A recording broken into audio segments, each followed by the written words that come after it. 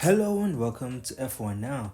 In this video, we're going to be giving you the grid prediction to the upcoming Canadian Grand Prix.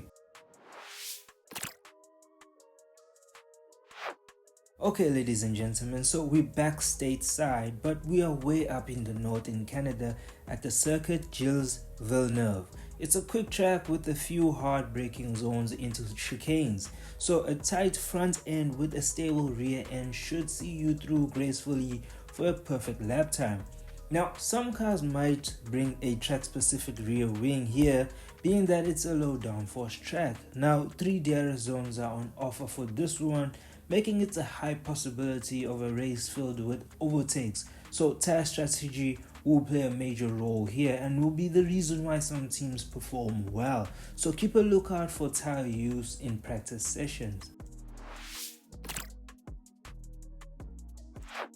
Okay, so this track will undoubtedly suit McLaren. We saw it last year how they were able to dominate the others. Now, interestingly for pole between the two McLaren boys, I have my money on Piastri again. Yes, Piastri will be taking pole, but I'm not so confident about the race win. I feel like Lando could pull something off during the race, or we might have some incident that just changes the whole scene. Because this track is high on the crash meter, not just between drivers, but how can we forget the Wall of Champions? Now, behind the McLaren boys will be a straight fight between the Mercedes W16 of George Russell and Max Verstappen in the RB21.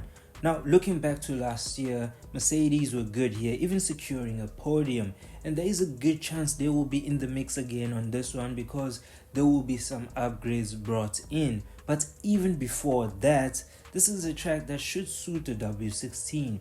Now, Max on the other hand will be right there with George, possibly behind, because he will be putting up one of those Max quali laps. Now, behind these guys is where you can expect the second of the Mercedes W16s to be.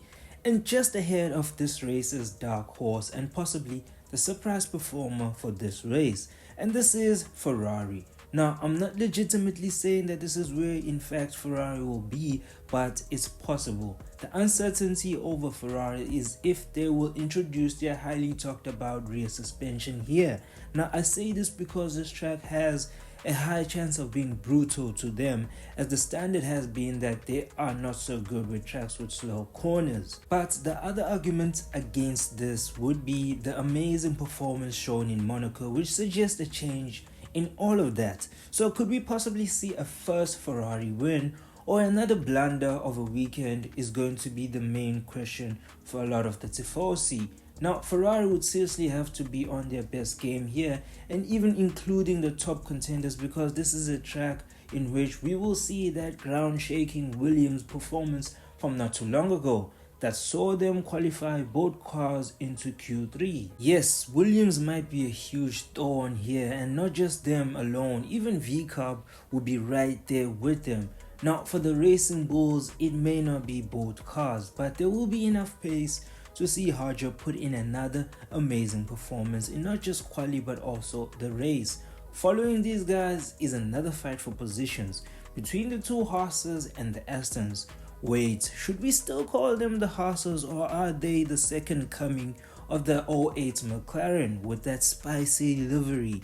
Okay, back to the grid. Now, Alonso got his first points finish for 2025 on home soil, so he will be coming in with enough confidence to build on that on the boss's home soil. Now, let's put a question mark on the second driver situation. Next up will be Alpine. See, Alpine should go well around here and possibly in touching distance of Q3, but their problem seems to always come down to bad calls and bad luck. But Gasly will be looking to put a change to that. Okay, at the back is where we should expect the Sabos to be, but we will see if they will be able to take advantage of the carnage like they did in Spain to gain some much needed points also here in Canada.